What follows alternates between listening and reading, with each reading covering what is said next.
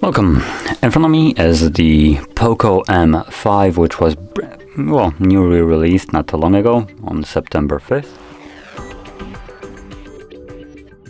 And today I'll go over unboxing along with a quick overview of this phone. Now, it looks like the phones have been evolving just backwards, considering the prices are getting lower of them, but the specs aren't getting any better. And what I remember, if I remember correctly, Poco used to have a pretty decent phones that would compete with flagships in some cases. They were fairly powerful devices at a more affordable price by cutting some things out of the phone, like wireless chargings or maybe under display fingerprint sensors and so on, to basically drop down the cost of the phone. But here these phones are more towards budget, coming at about $200 US. So it is going to be a really cheap phone compared to like the beginning of Poco when they started releasing these devices. And let's just jump straight to the phone. It does have a fairly nice looking back. I do dig that. Now this is plastic. It does kind of look like a leather. I'm pretty sure that's what they were going for. And the camera bump right here is also looking pretty nice, almost symmetrical with the single logo right here of Poco. We have really straight edges right here, as you can see all around. Have a power button that doubles as a fingerprint sensor, which I'm gonna use to turn on the device. And while it's turning on, I'm gonna also just see what else we get. So we get a case with our phone. Just drop that to the side.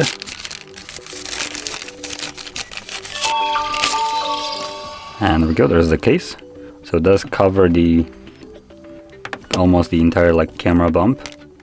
If we can consider that a camera bump, let's just put it on so we can see how it looks like. There we go. Now I do have to say it takes a bit away from the aesthetic of this phone. Now, one positive of this case, it does protect your camera. As you can see, camera is now below the case actually, and you don't have any kind of wobble whatsoever. I don't think you would have wobble even without the case, but now your phone is a little bit more protected. Now let's just also finish up the unboxing right here. So we get a charger, which looks to be pretty cheap. Let's see, this is a 22.5 watt charger, which will be very difficult to show. You just maybe attempt this. Oh, you can probably see it if you're watching this on like a monitor. It's right here, third line at the end. 22 watt max charging. Okay, anyway, if you can't see it, I guess you have to take my word for it.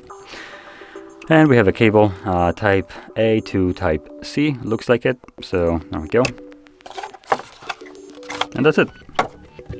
So now let's move over to the phone. If we flip it over, as you can see, we have a triple camera setup. So the main sensor is a 50 megapixel wide sensor with a PDAF. We have a 2 megapixel macro and 2 megapixel depth. So technically, the first top camera is the only usable one.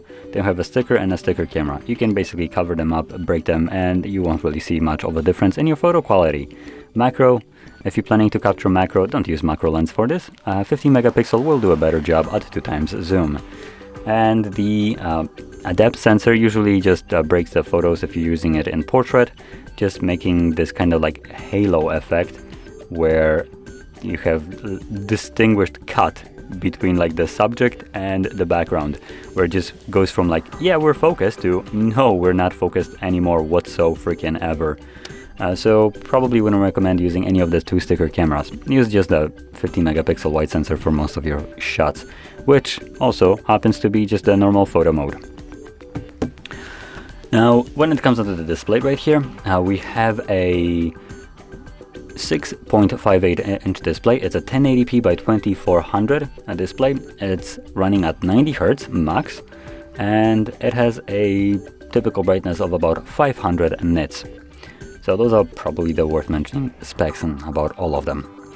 Also Cornell Gorilla Glass 3, along with an actual pre-applied foil, or whatever you want to call it, on the display. So you don't need to grab a tempered glass right away. You do have some kind of protection already pre-applied to your phone. Once that gets scratched up, you can then remove it and substitute it for something like a tempered glass or whatever you want. Now, in terms of different versions of this phone, so storage and RAM, we have either 64 with 4 gigs, 128 gigs with 4 gigs of RAM, and we also can go up with 128 gigs of storage with 6 gigs of RAM. So you increase either first storage and then RAM. And honestly, I would probably recommend going for either the 128 4 or 6 gigs. And those would be the better alternatives. So the phone can last you a little bit longer and feel a little bit better to use. And additionally, bigger storage usually, in my opinion, is a nice thing to have. But I think you could get away with going with smaller storage. The RAM, 4 gigs of RAM might be a little bit on the lower side, but if you really want to, you probably could go with it. And you could expand storage further using an SD card. As you can see, there's a dedicated spot for an SD card, along with 2 different SIM cards. And lastly, the battery size here is 5000, so this is a massive battery here, and with a 22.5 watt charger. Apparently it's advertised to charge at 18 watts, so that's kind of weird. I guess we have a faster charger than the phone can charge, but that will probably top your device in like a couple of hours. Now, with that being said, there's not much more I can say about this device. It's just another mid to low end device with running basically a Helio G99, and pretty sure it would perform okay-ish. It's not gonna be super fast if that is something that you're looking for. It's not even gonna be close to anything super fast. But if you're looking for a cheap device, I guess this kind of fits in. Now, I do have one problem, because originally Poco was the more of a flagship killer, I guess, what you could consider, with pretty decent specs, like I said, cutting the useless garbage from the phone and just giving you straight up performance and good displays, as an example. So they kind of dropped that here. It's just a budget phone, nothing special about it, at least in my opinion. Now, with that being said, if you found this video helpful, don't forget to hit like, subscribe, and thanks for watching.